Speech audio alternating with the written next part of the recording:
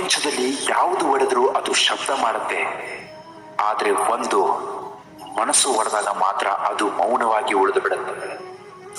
ಜನರು ನಮ್ಮನ್ನ ಎಷ್ಟೇ ತುಳಿದ್ರೂ ಪರವಾಗಿಲ್ಲ, ಆದರೆ ಭಗವಂತ ಮೇಲೆತ್ತಲು ಸದಾ ಸಿದ್ಧನಾಗಿರ್ತಾನೆ ಎಂಬ ನಂಬಿಕೆ ಇದ್ರೆ ಸಾಕು. ನಿಮ್ಮ ಜೀವನ ಶಾಶ್ವತವಾಗಿ ಆನಂದದ ಕಡಲಿನಲ್ಲಿ ತೇಲಬಹುದು. ಎಷ್ಟೇ ತಿದ್ದಿ ತೀಡಿದ್ರೂ ನಾ ಸಾಗುತ್ತಿರುವ ರೇಖೆ ನೇರವಾಗಿ ಮೂಡುತ್ತಿಲ್ಲ. ಇದು ನೀನು ಬರೆದ ಹಣೆ ಬರಹನ, ಇಲ್ಲ ನಾನೇ ಬರೆದುಕೊಂಡ ನನ್ನ ಬದುಕಿನ ಬರಹನ ಅಂತ ನೀವು ಕೇಳುವಂತಹ ಪ್ರಶ್ನೆ ಆಗಿದೆ. ಕೆಲವರ ಬಣ್ಣದ ಮುಖವಾಡಗಳು ಅವರ ಮಿತಿಮೀರಿದ ಕುಣಿತದಿಂದ ತಾನಾಗಿಯೇ ಕಳಚಿ ಬೀಳುತ್ತೆ. ನಾವು ಅವರನ್ನ ತಾಳ್ಮೆಯಿಂದ ಕುಣಿಯಲು ಬಿಡಬೇಕು ಅಷ್ಟೇ. ಭಯಪಟ್ಟು ಕುಳಿತರೆ ಬದುಕುವುದು ಅಸಾಧ್ಯ. ತಪ್ಪೋ ಸರಿಯೋ ಹೆಜ್ಜೆ ಹಾಕಿ ನೋಡಬೇಕು.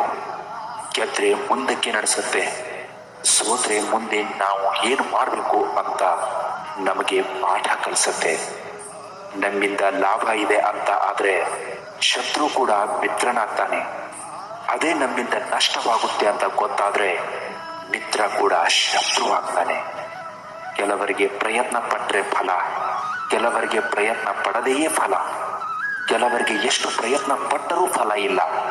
ಪ್ರಯತ್ನ ಪಡುವುದು ಮಾತ್ರ ನಮ್ಮ ಕರ್ತವ್ಯ. ಹೀಗಂತ ಭಗವಂತ ಹೇಳ್ತಾನೆ. ದುಃಖದ ದಿನಗಳು ಉರುಳಿ ಹೋಗುತ್ತೆ, ಯಾರಿಗೂ ಹೆದರಿ ಬದುಕಬೇಡಿ.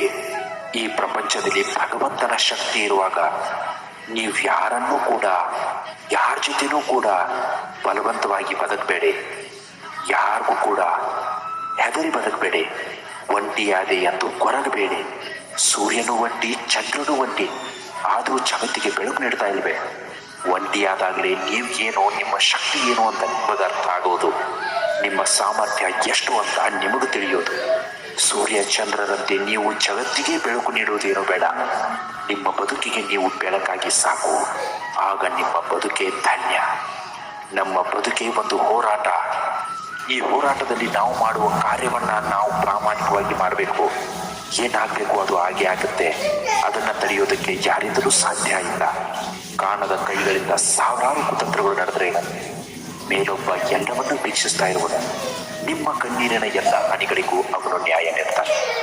ಇಂತಹ ಮತ್ತಷ್ಟು ಮೋಟಿವೇಶನಲ್ ವಿಡಿಯೋಗಳಿಗೋಸ್ಕರ ನಮ್ಮ ಚಾನಲ್ ದಯವಿಟ್ಟು ಸಬ್ಸ್ಕ್ರೈಬ್ ಮಾಡ್ಕೊಳ್ಳೋದನ್ನು ಮಾತ್ರ ಮರಿಬೇಡಿ.